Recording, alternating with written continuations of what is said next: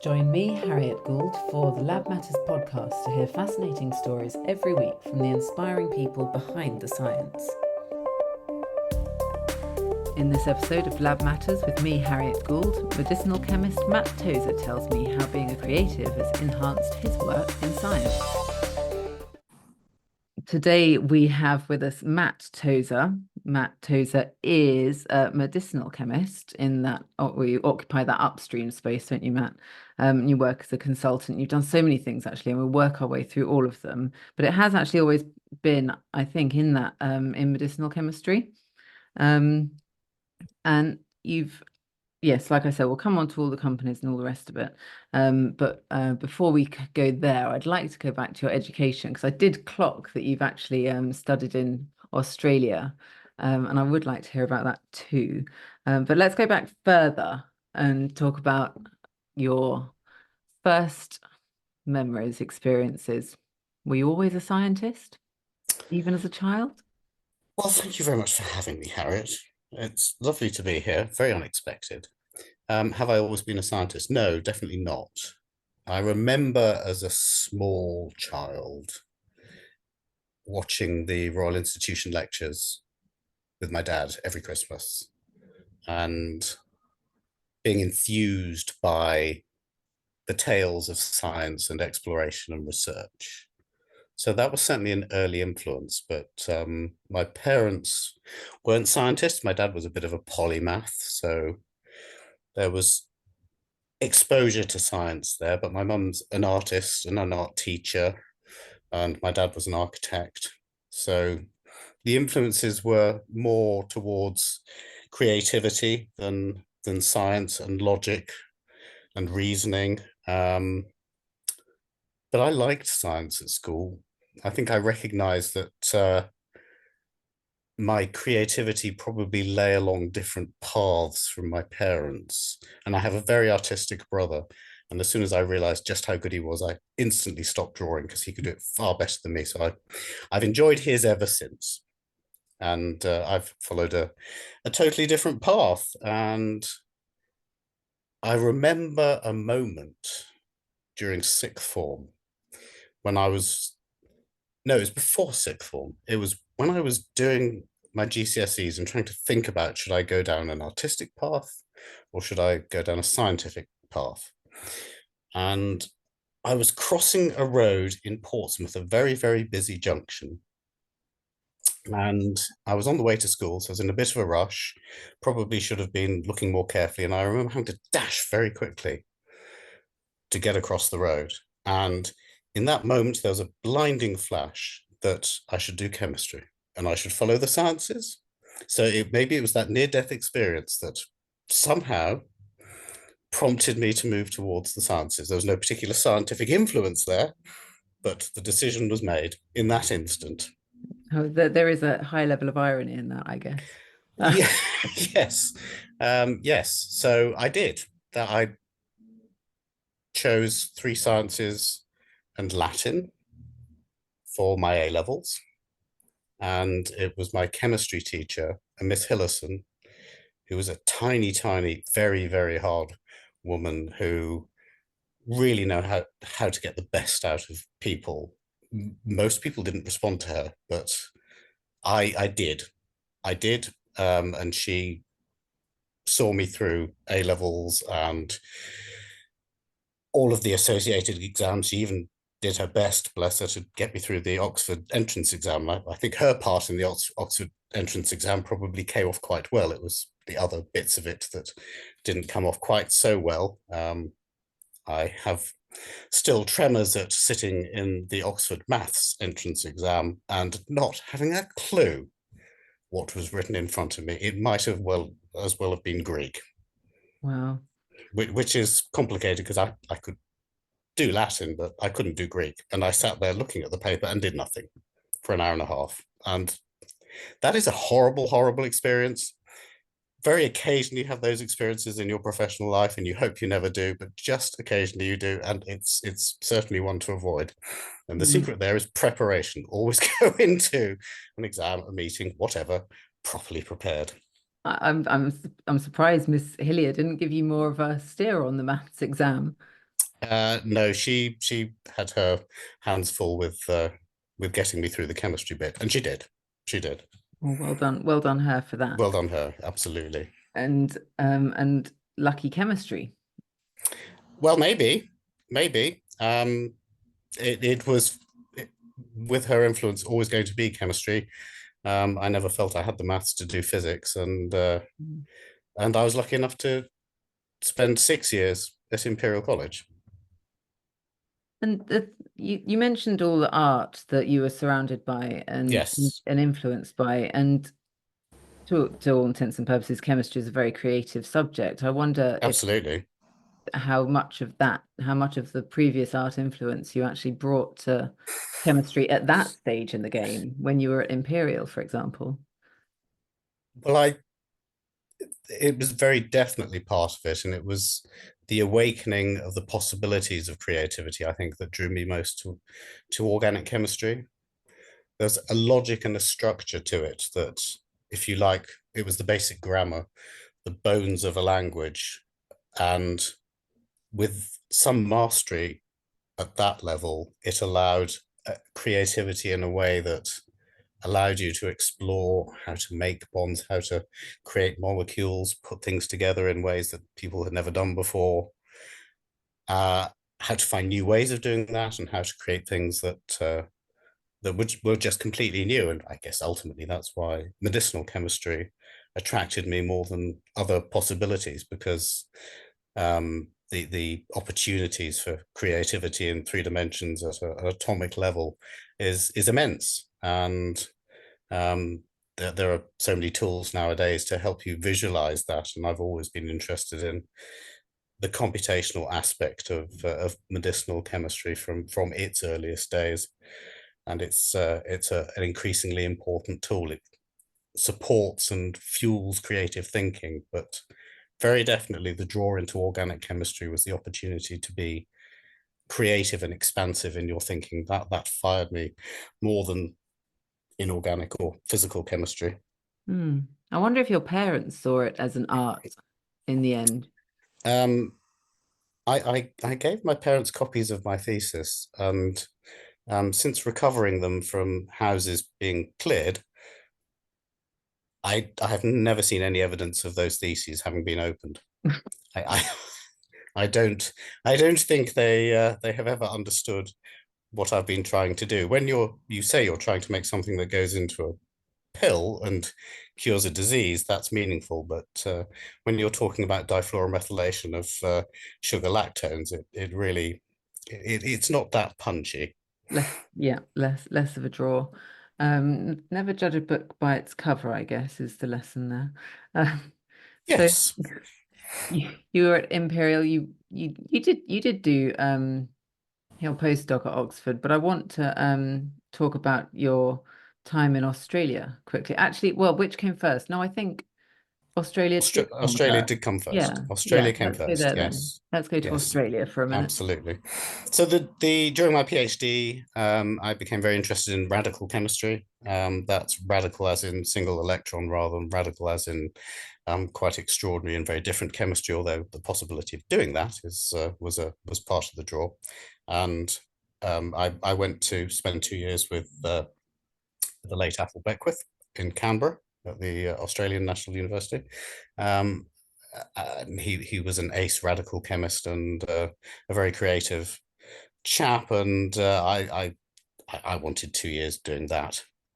Um, the chance to spend some time in Australia too was irresistible. But the chemistry, the science, and the environment at the ANU was absolutely fabulous. It was 2 years very well spent. Tell me about it a bit. The those just describe that a bit more. What you mean by that? The um, the atmosphere was I guess inevitably more relaxed, because it's just such a lovely place to be. People were generally more relaxed. It was a very diverse um, community, people from all over Europe, people from all over the world. The first time I met and worked alongside people from Germany, from Switzerland, from France, from America, and some of these people became very good friends. It was collegiate in a way that I hadn't experienced Mm, in the UK, and that was really very inspiring. Really very inspiring. It was a family a family environment, and I thrived. I thoroughly enjoyed it, and I know everyone there was enjoying it. You could see um, people who had spent hard years doing their PhDs really um, relaxing and letting go during their postdocs in Australia. So mm, a lot to learn from that, as well as a lot to enjoy. yeah. Did you try and recreate that feeling when you were back in the UK, or did you think, oh, that's definitely the culture in Australia and it can't be replicated? How did you make that work for you? I it's the sunshine, the outdoor life is something that's so much part of Australian culture, particularly in Canberra, where it's in places semi-rural, even in uh, the nation's capital, which is a city of some size, but beautifully landscaped, very easy to enjoy life outside the lab. But yeah, I was influenced by that because as I've worked in teams, as I've put together teams, I've tried to make it as relaxed and consensus driven as it's possible to be, and making sure that leadership is about bringing the team together and making the team work rather than in any way dictating or pontificating. So, Mm, yes, I think I probably did learn a lot about how I wanted to work and how I hoped to be able to influence people around me to get the best out of them. mm. We'll have to have a chat with some of these people and see what they think. I'm not naming names. Um, so when you came back from Australia, you went to Oxford for your I post, did, yes, yes, to work for Sir Jack Baldwin for 9 months. and you were doing organic chemistry, radical I, chemistry I was again. doing Yeah. more radical chemistry, but radical chemistry related to biological systems. So looking for uh, a radical mechanism that might underpin the um, deoxygenation of RNA. Fascinating, absolutely fascinating, and um, the literature out there tells a marvelous story. Unfortunately, I'm not one of the people who contributed to that story in the 9 months that I was at Oxford, but Sir Jack was very definitely on the right lines. Hmm. So it was an interesting story to follow, if not necessarily one of my finest hours in the lab. Your finest hours. Um, I'm just wondering if there's anything else to cover while you were there. I mean, you say it's an interesting story to tell. Could you give us a little glimpse of that story? Um, The ribonucleotide reductase. Well, the theory was the um, that RNA is deoxygenated by a single electron transfer mechanism, and that certainly turns out to be the case. And Joanne Stubby and others uh, really determined that mechanism. I was looking for model systems, but I think uh, the proof of the pudding ultimately was in exploring the molecules, the biomolecules themselves, and looking for the mechanism in that context rather than in model systems. Um, so it's a story that I think is probably best read through um, others' papers, and I have followed it since my year in Oxford. mm, But while the chemistry may not have resulted in papers, it was a great 9 months. I learnt a lot. It was a very different situation from what I'd experienced in Canberra the 2 years before. It's a very it was a very different style of leadership, and Oxford was. I didn't get into Oxford, as you might have gathered from my description of the maths entrance exam, um, and I was very quickly very glad that I didn't get on into Oxford. I don't think I was mature enough as an 18-year-old to have thrived, maybe even survived in the Oxford system as an undergraduate, but experiencing it as a postdoc with a hardened shell and a different perspective on life, even 4 or 5 years later, I think was a much better way to experience Oxford. Mm. That's just me. Other people clearly are very much better suited to Oxford, but I think my timing was right. Mm. And that's what matters, personal timing. Yes, absolutely. And did you know at that point, when you've done your 9 months, did you know at that point what was next, or was it a question of, oh hell, this is over? What's now? No, I knew I wanted to go into medicinal chemistry, Mm. and I was I was doing interviews during my postdoc in Oxford, and the 9 months was determined by the first job offer rather than the funding at Oxford itself. So The that was a ideal situation. successful progression. Absolutely, it was quite difficult from Australia to come back and do lots of interviews. So coming back to do a postdoc worked Yeah, very well for me. I bet. Um, so then the next culture shock into the workplace, first job, Yes, real life and labs. real life labs, absolutely, and that was very exciting. I think just as Oxford wasn't the right place for me as an undergraduate, I think stepping into a small biotech worked particularly well for me at that stage of my career. It was the sort of family environment, lots of fairly close relationships, but not too many. So I went to the James Black Foundation, which was set up by Sir James Black not long after he won his Nobel Prize. He had funding from J&J to basically to do a research project on his own terms and with a small but critical mass to be able to make compounds, test compounds, and develop compounds. So I learned a lot of medicinal chemistry in a very friendly, very stable environment. And creativity was encouraged. The leadership was excellent. Sir James was around. It was a fabulous place to spend 8 years making the transition from an, an academic organic chemist to an industrial chemist. And And 8 years is a long time at that yeah, it is a long time. Yes, it is. age It in is. particular. It is.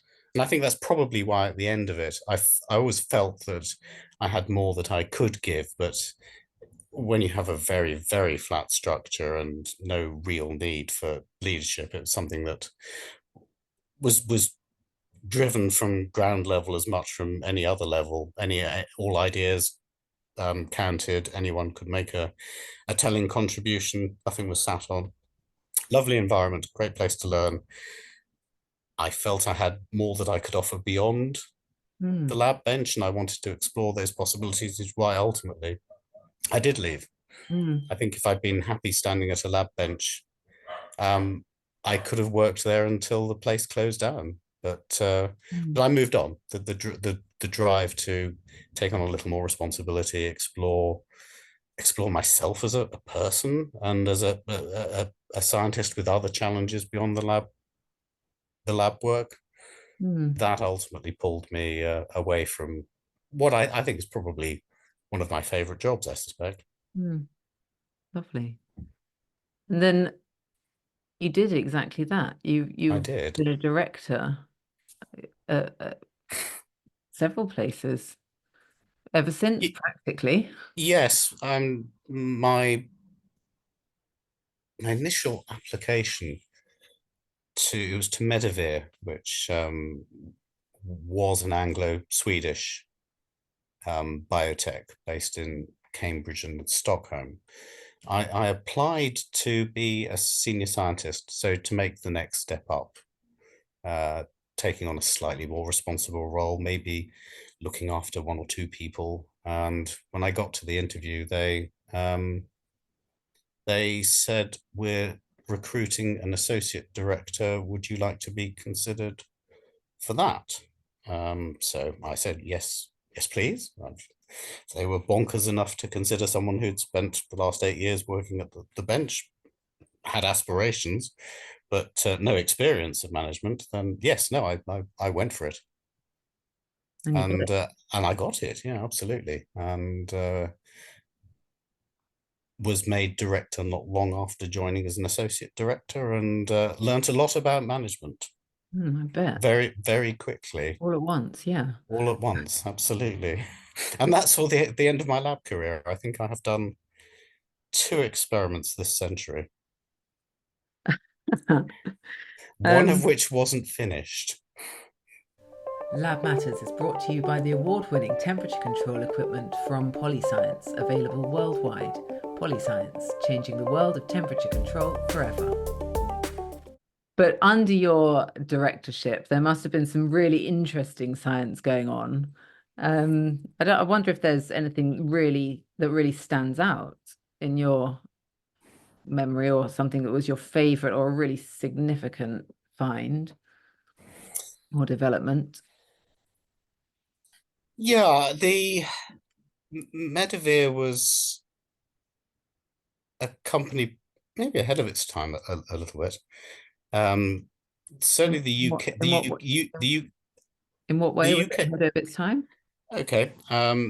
So the UK branch was focused very much on protease research, and a great way of engaging protease is to use covalent um, inhibition, which at the time was not as well understood and certainly not as well used as it is now.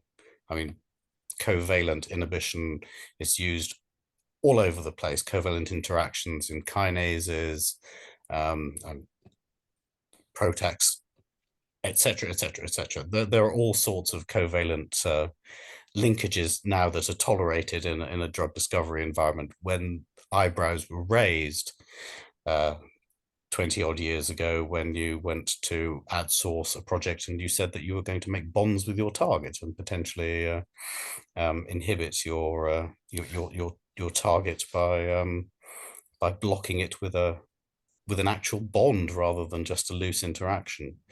Um, so exploring the possibility, the feasibility of covalent inhibition across a variety of different targets and disease areas. Some disease areas where you felt that covalent interactions would be entirely appropriate, and the consequences of that, um, the positives would far outweigh the negatives, and instances where it could quite easily be deemed far too dangerous to be tolerable.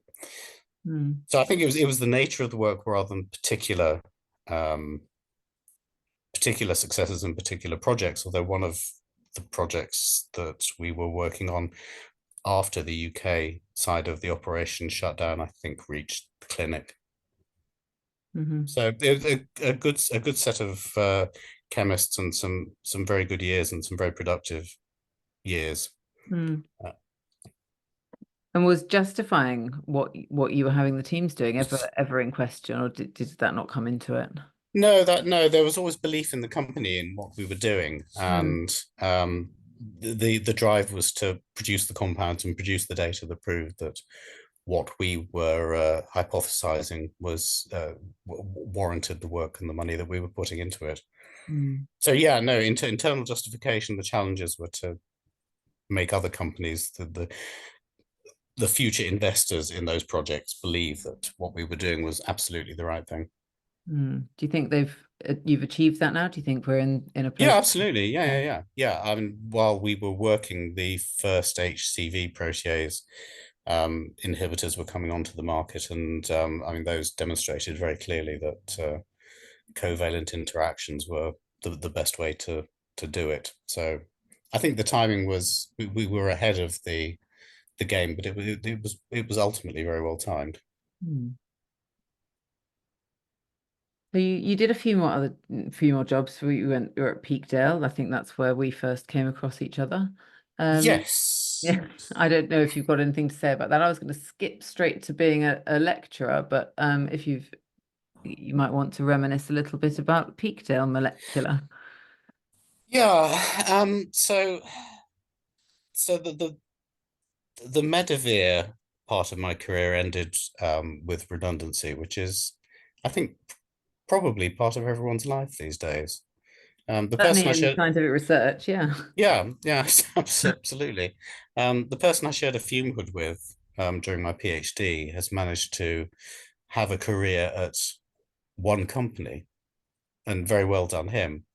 And maybe that was the last time, the last generation that could expect to work for one company in that sort of role for an entire career. Hmm. Certainly, a lot of the other people I know will have been through redundancy at least once, and certainly subsequent generations. You expect to have change, and you have to embrace change as part of your working life. And the transition that I made from Medivir to Peakdale was I indicative of the way that the landscape has changed in the UK during that time. So I was moving from a biotech to a CRO, which is a very different way of working. Contract research. A contract research, so customer driven. Hmm. Um, the research is not necessarily of your own creation, your own origination, and you have to be very, very customer focused. It's a very different way of working, but it's a part of the UK chemistry landscape that has grown, particularly with this. Peakdale still exists as concept, um, and Signature has shown just what can be achieved in the contract research sector. So yeah, I made a move that I think concerned me at the time. It took me a little while to accept that uh, there was a lot of excitement, a lot of challenges still to be had at in contract research. Hmm. Plenty of management challenges because of the demand for delivering to customers and keeping customers happy and keeping your own internal teams happy in the face of your customers. Um, so again, I learned a lot about myself and my management style and how to uh, how to adapt Hmm. in a very different environment. Do you Um, lose any of the creativity when you're researching to a brief like that? yeah, you can do. Hmm. Yeah, you can do. I mean, I think when you do, I certainly felt that the best work was done when we were being creative, and frequently creativity involved um, coming up with a way of making something rather than designing something new, which is the bit that's always excited me. Um, but yes, you do what the satisfaction then is meeting your customers' needs, finding a creative way to meet your customers' needs, and generating business as a result of that. So What? creativity doesn't go all together, but it's certainly something that worried me in making the jump Hmm. from a biotech environment to a CRO environment. I wonder if some of the fun goes out of it for the client as well, because they can have the vision and the objective, but they don't then get to put their heart and soul into the research and finding a way forward. They just outsource it over to you, like Okay. clinical. Okay. So at the moment, just leaping over 20 odd years of my career, I'm working with the University of Cardiff.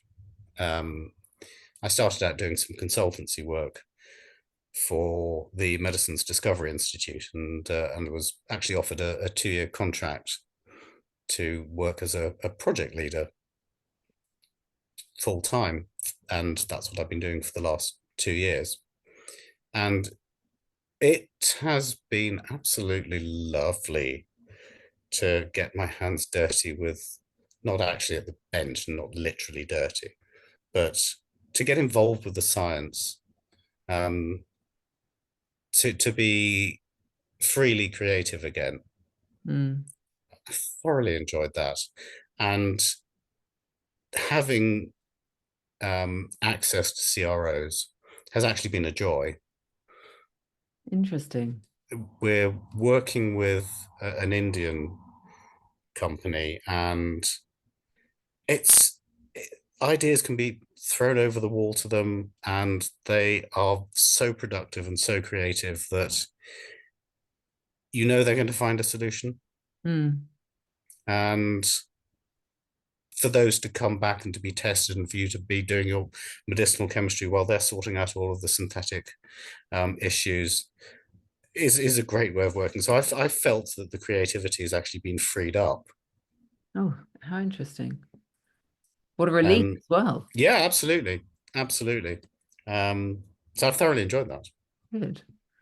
Um, I'm glad about it. I just want to go into this other one. There's another company here in your roster called Mm-hmm. Algae Sites. Algicites, yes. Algicites. Beg your Algicites. pardon.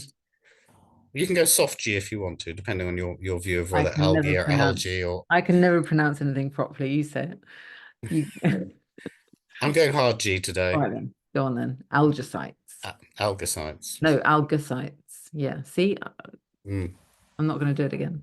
Um, Leading the scientific efforts. Tell me about those scientific efforts. Yeah, that was an interesting one. That was a very interesting one. Algicites was a company that was set up basically to commercialize um, the opportunity to make fine chemicals, nutraceuticals, medicinal compounds by training algae to do it. Hot And topic. Hot topic right hot now. topic, absolutely, no, very hot topic. Um, so again, a fantastic opportunity to learn, very steep learning curve because it was not in my realm of experience at all, but that was more of a leadership role than a hardcore scientific role. And yeah, it was a year and a bit of exploring territory that I never thought I would.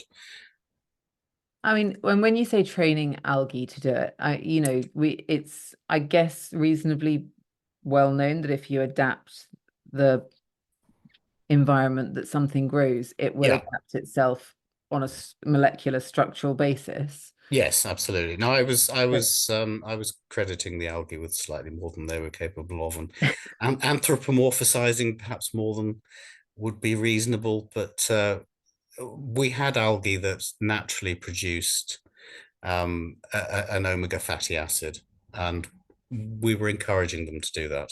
So they did it already. They weren't really trained. We were just encouraging the algae to do it in a way that might be commercially viable. hmm, So what do they like to swim around in or float on top of? What color light would they like to have shone upon them to produce this omega fatty acid? Um, so lots of really good science, um, and the creativity in that instance came into biology and chemistry combining to get the best out of growing the algae, producing the compound of interest, and then extracting it, which is not a trivial process at all. hmm, I bet. But you did it. But yes, we did it. Yes, yes, absolutely. And as far as I'm aware, the company is still going at Discovery Park down in Sandwich, Hmm. Good. and I think they're being very productive as far as I know. And the algae are happy And the producing. algae are happy. Mhm. Yes, absolutely. Good. Um, Now we don't need to talk. We haven't actually got much time left, but I don't want to ignore the fact that you have done some lecturing. You're an honorary senior lecturer. Yes, that doesn't actually mean I'm a lecturer. Okay, go on. Explain it. So, one of the favorite things I've done, and the reason that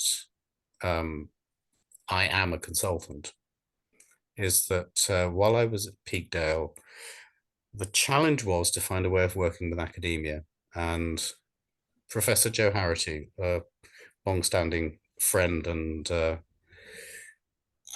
colleague, thanks to the project that we concocted between the two of us, uh, to work to find a way of getting Peakdale's chemistry involved with somehow with Sheffield. And Joe found Professor Tim Skerry, and a project that he had and felt would be really suitable for small molecule intervention. And we spoke and we thought about how we could put a project together. And Tim did some work, and on the quiet, we did some work. And after two rounds, two applications to the Wellcome Trust, we won a Seed and Drug Discovery Award for 3 years of initial research into a small molecule adrenomedulin 2 receptor inhibitor. And that became 5 years. And around at the beginning of that project, I was made redundant again. That old friend. That old friend, absolutely, yes, yes, comes to greet you every so often. And Tim suggested, as I was twiddling my thumbs quite frantically in the month or so following that, that I come back onto the project as a consultant. And the opportunity to carry on working on what I felt was the favorite thing I had done for years and years was just irresistible. Mm. It's quite a scary thought, being self-employed, but yeah, it was absolutely the right time to take that risk. I just turned 50. Mm-hmm. I loved the science that Tim was doing, and I wanted to carry on doing it. So that was the draw to move into consultancy. Mm-hmm. And the beginning of the whitewater raft that has been trying to keep yourself afloat and generate business for yourself as a consultant. Ever since, yes. Ever since, yes, absolutely. Wow. We wish you every luck with that. And I'm sure you'll do brilliantly because you have done so far. Um, we're going to have to call it a day. I want to ask you one question, and I should have prepared you, I suppose, a little bit, but now I'm going to put you on the spot, and you can do it in the context of everything you've spoken about. But one thing I like to ask people is, what are your hopes for the future of science, or what one thing would you change about science? You can answer both, or you can answer either. Oh, gosh, what do I hope for the future of science? Mm, I hope we will find the right way to work with AI. hmm. So I can see that impacting what I do quite immediately, What bringing would AI. you, I mean, do you Well, have an bringing, idea of what the right way might be? no, I don't. And I'm not sure that collectively as a community we do yet. Hmm. So I'm not going to even Genuinely try find to it. answer that one. Yeah. Absolutely. Yeah, indeed. Um, Within chemistry, there are fads that come and go, things like combinatorial chemistry, which it all settles down. It becomes part of the tools that you use and the way that you carry on your work. Other things are totally transformative. I suspect AI is going to be totally transformative, Mm. but there will be a way to work with it in a safe and profitable way. And that, I think, is probably one of the greatest challenges. Um, Other than that, saving the planet from climate change, I guess. That's the big one. The big one, absolutely. Yeah. Indeed. We could all do with a planet. There's no doubt about that. Indeed. And I'm pinning my hopes on science. Yeah. Well, fair odds. Yeah, I think so. Matt, it's been an absolute pleasure. Thank you so much for joining us today. My pleasure. Thank you.